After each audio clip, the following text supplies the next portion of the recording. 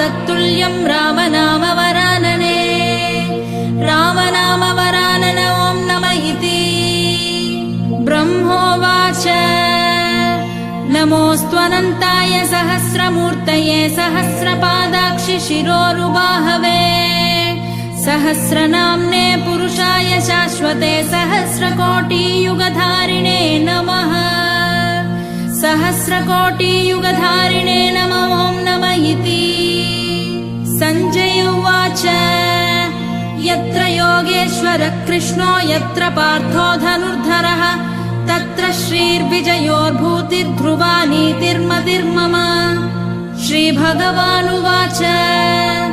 अनन्याश्चिन्तयन्तो मां ये जना पर्युपासते तेषां नित्याभियुक्ता